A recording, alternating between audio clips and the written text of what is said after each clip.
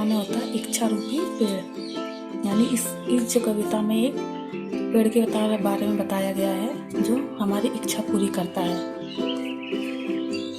तो पढ़ेंगे। प्रस्तुतो अयम पाठः बेताल पंचविंशति इति प्रसिद्ध कथा संग्रहात् संपादनं कृत्वा संगृहीतो अस्ति।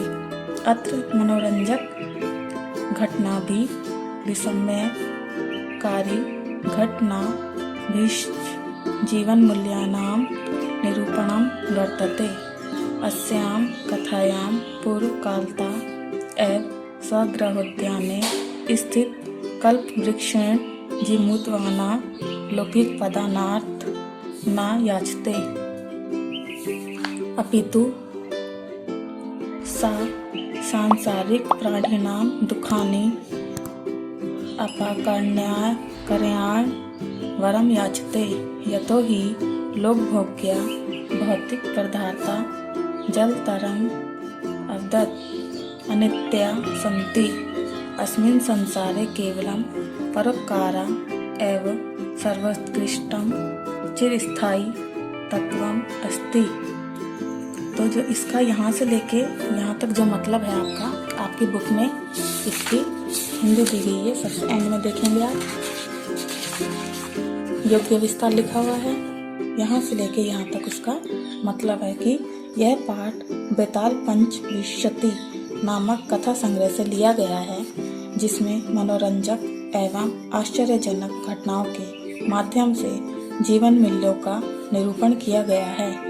इस कथा में जीमूतवाहन अपने पूर्वजों के काल से गृहोद्यान में आरोपित कल्पवृक्ष से सांसारिक द्रव्यों को न मांगकर संसार के प्राणियों के दुखों को दूर करने का वरदान मांगता है, क्योंकि धन तो पानी की लहर के समान चंचल है।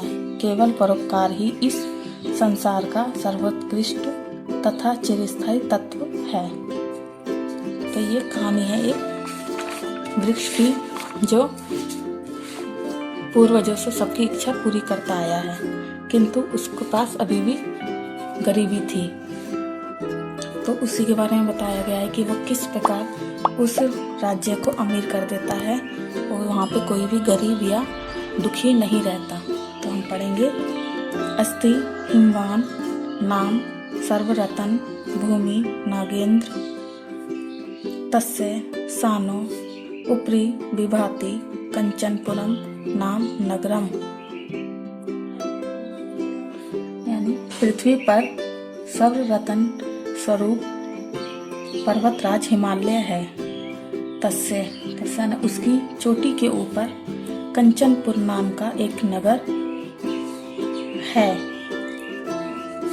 यानी सुशोभित होता है या वहाँ पर है। तत्र जीमूतकेषु इति श्रीमान विद्याधरपति बसते इसमें। वहाँ पर जीमूतकेषु नाम के श्रीमान थे जो विद्याधरपति वहाँ पर रहते थे। तस्य गृहोद्यान कुल क्रमागता कल्पतरु। उनके बागीचे के बीच में एक कुल परंपरा से चला आ रहा एक कल्पतरु स्थित है, यानी एक पेड़ स्थित है कल्पतरु नाम से। सा राजा जीमूतकेषु तम कल्पतरुम आराध्या तत्प्रसादात् चा बोधि सत्वांश संभवम जीमूतवाहनम नाम पुत्रम प्राप्नोत। तो जो वहाँ का जो राजा था जीमूतकेषु, उसने उस कल्पतरु की आराधना करी। आराधना करने के बाद उन्हें एक पुत्र प्राप्त हुआ जिसका नाम जीमूतवाहनम रखा था। यानी उनकी आराधना से उन्हें एक पुत्र प्राप्त हुआ जिसका नाम उसने जीमूतवाहन रखा। वह जीमूतवाहन महान दानवीर सर्वभूतानुकंपी च अभवत्। तो जो वह जीमूतवाहन था, यानी जो पुत्र था, वो महान दानवीर और सभी प्राणियों पर, यानी सभी प्राणियों पर दया करने वाला था। दानवीर भी था और सभी प्राणियों पर दया करने वाला था। तस्य गुणे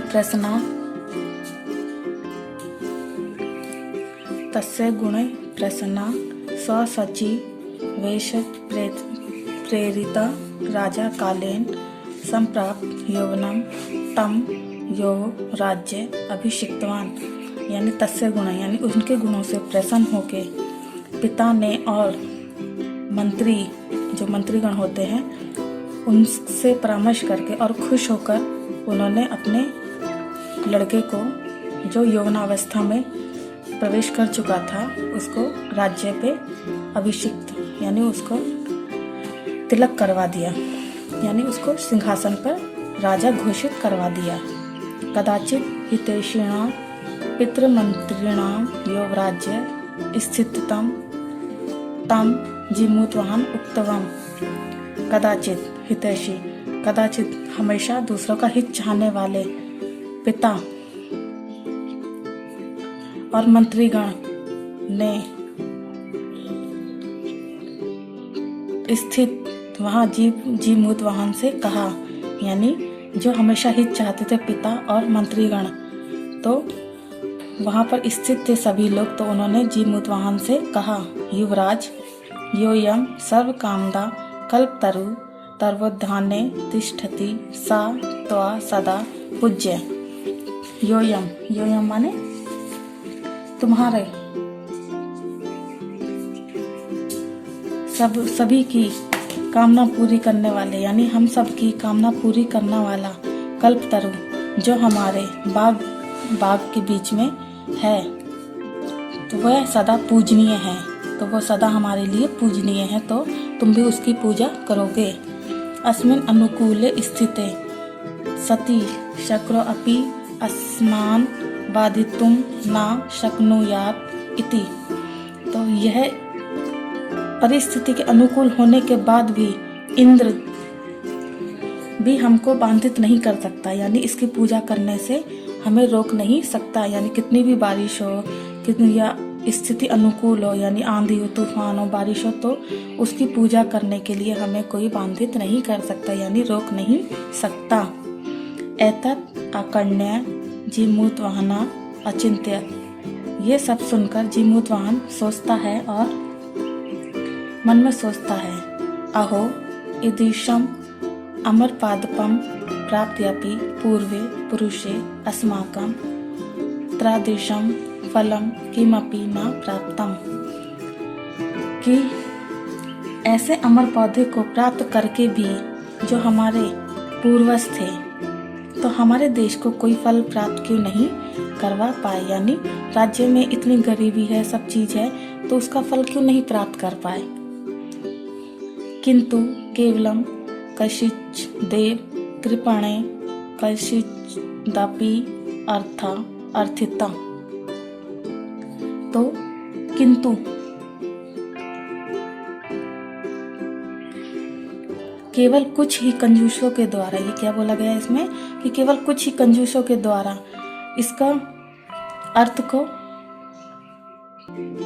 धन मांगा, यानी कोई कंजूसों के द्वारा कुछ धन मांगा गया तो उसकी तो वो पूर्ति हो गई, किंतु इससे उनका कोई भी मनोरथ पूरा नहीं हुआ, यानी इससे जितना मांगेंगे वो उतना ही देगा। तो जो हमारे पूर्वज थे, तो इससे क्यों नहीं इस तरीके से मंगा पाए कि हमारा जो हम लोग हैं, कभी कोई गरीबी ना रहे, वो ये सब चीजें सोचता है। तो आगे क्या है, तादहम अस्मात् कल्पतरो अभिसाध्यति।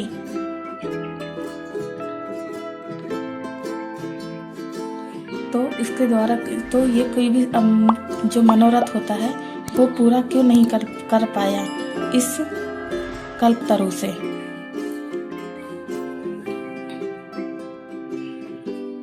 तो वो कहता है कि मेरे पूर्वज कोई भी उससे कोई भी फल प्राप्त नहीं कर पाए, केवल कुछ ही कंजूस थे, उन्होंने उस धन मांगा तो उन्होंने उसकी पूर्ति कर दी, तो क्यों ना मैं कुछ इस प्रकार से अपनी मनोरथ पूरी करवा दूं।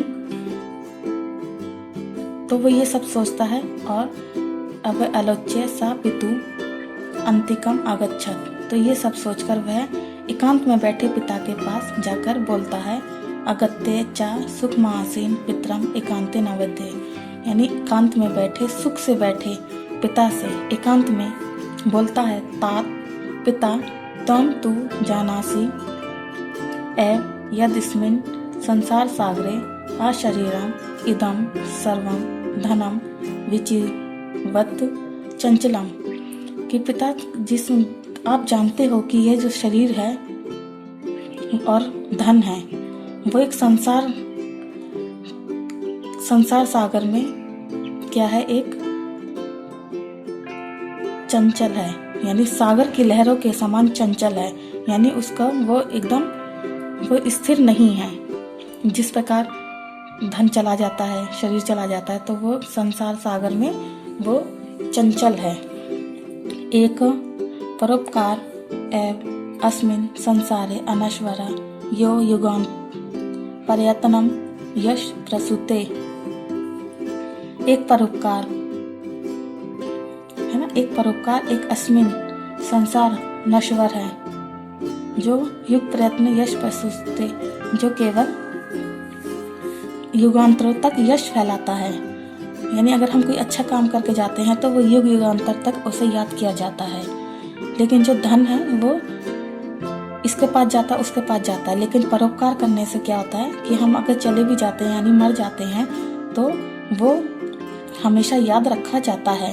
तद अस्माभि ईदृशा कल्पतरु किमर्था। तो हमारे द्वारा ऐसा कल्प वृक्ष, यानी हमारे द्वारा ऐसा कल्प वृक्ष किस लिए रक्षित है। तो ये किस लिए रक्षित है कि जो इंसान रहते, ये जो पेड़ है इससे बोला गया है कि इच्छा रूपी पेड़ है, लेकिन इसका क्या है कि वो धन मांगो धन देता है, जो मांगो वो देता है, लेकिन हमें इसमें वो हमें अमर नहीं कर सकता। तो ये किस प्रकार हमारी रक्षा करता है।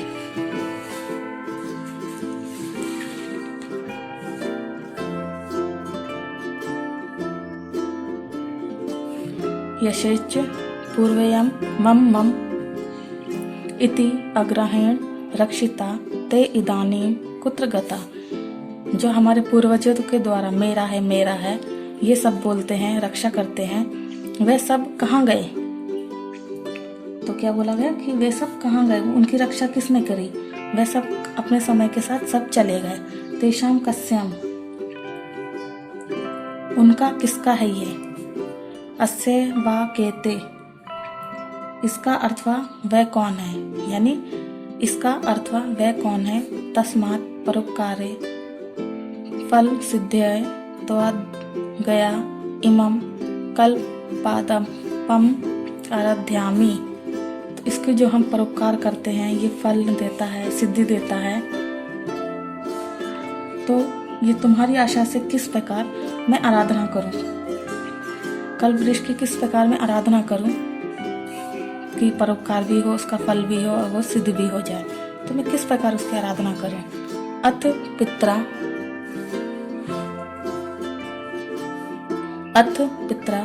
तथा इति अभ्यानुगात्य सा जिमुद्वाना कल्पतरुम उपगम्य उवाच।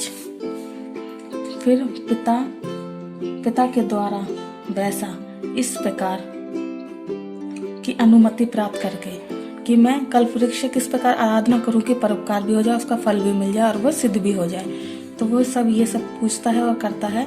तो वो जाता है जिमुद्वाहन कल्प वृक्ष के पास जाकर बोलता है, देव तव्य अस्मत् पूर्वेषां अभीष्टा कामा पूरिता तनम मेकम कामम पुर्यम। तो बोलता है, देव तुम्हारे द्वारा हमारे पूर्वजों की अभिष्ट कामनाएं पूरी की गई हैं, है ना। तो मेरी भी एक कामना है, तमें काम पुर्यम, तो मेरी भी एक कामना है। यथा पृथ्वीं अदरिद्राम पश्यति तथा करोतु देव इति, कि मैं इस पृथ्वी पर गरीबों को देखता हूँ और दरिद्रहीन देखता हूँ, वैसे करो देव। तो वो क्या मांगता है देव से, तो वो वृक्ष के पास जाता है और क्या मांगता है कि मेरी भी एक कामना पूरी करनी है कि इस पृथ्वी पर कितने दरिद्रवान हैं, उनको मैं देखता हूँ, तो कुछ करो देव। एवं वादिनी जी मुद्वाहने प्रत्येकत स्तवाया एषो अहम या तो अस्मि इति वाक् तस्मात् तरो उद्भूत। तो कुछ करो दे। तो उसके जीमूत वाहन के इतना बोलने पर क्या होता है कि उस वृक्ष से एक वाणी उत्पन्न होती है। यानी वो जीमूत वाहन के इतना सुनने के बाद बोलता है कि मैं तुम्हारी बातों का मतलब समझ गया हूँ, और ये मतलब उसके पेड़ से एक वाणी निकलती है। वाणी निकलती है तो क्या होता है, शणेन, ये क्या लिखा है, शणेन च सा कल्पतरु दिवम समुत्पत्ते भुवि तथा वसुनि अवसरता यथा न को अपि दुर्गता आसीत। तो क्षण भर में, तो उस पेड़ से जो वाणी, जो ये पेड़ है, इस पेड़ से एक वाणी निकलती है। तो वाणी निकलने के क्षण भर में ही जो पेड़ है बहुत दिव्यम यानी बहुत चमत्कार होता है, और चमत्कार होते ही पल भर में वो ऊपर उठ जाता है पेड़, और उठकर आसमान पर जाकर वहाँ से बहुत धन की वर्षा करता है, और धन की पूरे जो राज्य होता है उस पूरे राज्य में धन की वर्षा करता है। और तत्स्थस्य जीमूतवाहनस्य सर्वजीवानुकंपया सर्वत्र यशस् प्रथितम। तो जब वो धन की वर्षा होती है तो उस राज्य में कोई भी गरीब नहीं रहता, और हमेशा के लिए दरिद्रता दूर हो जाती है, और सर्वत्र खुशियाँ यश प्राप्त हो जाता है, और वह हमेशा के लिए सर्वत्र यश यानी सर्वत्र यश प्रसिद्ध हो जाता है। ठीक है, तो आपका ये कल्पतरु नाम का पेड़ है जो इच्छारूपी पेड़, वो कंप्लीट हो गया। उसके बाद आपको शब्दार्थ करने हैं, शब्दार्थ पढ़ने हैं, उनको समझना है और उसको सीखना है। उसके बाद आपका वन वर्ड आंसर है, एक पदेन उत्तरम लिखत, यानी एक पद में उत्तर लिखो। जीमूतवाहना कस्य पुत्र अस्ति। जीमूतवाहन किसका पुत्र था? जीमूत केतु। संसारे अस्मिन् का अनश्वर भक्ति, संसार में क्या अनश्वर है? तो क्या अनश्वर है? परोपकार। तो का की जगह क्या जाएगा? परोपकार। इसके बाद जीमूतवाहन परोपकार फल सिद्धि के लिए किससे आराधना करता है? तो कल्पतरु से आराधना करता है। तो कम की जगह क्या आ जाएगा? कल्पतरु। जीमूतवाहनस्य सर्वभूतानुकंपया, जीमूतवाहनस्य सर्वभूतानुकंपया सर्वत्र की प्रार्थितम।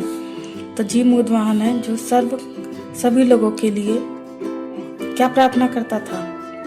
सर्वत्र, किस सब जगह के लिए क्या प्रार्थना करता था? किम की जगह क्या आ जाएगा? यशा, यानी हर जगह यश हो, कोई भी गरीब ना हो, कुछ भी ना हो। तो कल्पतरु भुवि कानी अवर्षत, जो कल्पतरु से किस चीज की वर्षा हुई थी? कानी यानी किस चीज की वर्षा हुई थी? वसुनी यानी धन, वसुनी यानी धन। तो कानी की जगह क्या आ जाएगा? वसुनी। तो आपको वन वर्ड आंसर कर लेना है, और उसके बाद आपको क्वेश्चन आंसर आपके मिल जाएंगे।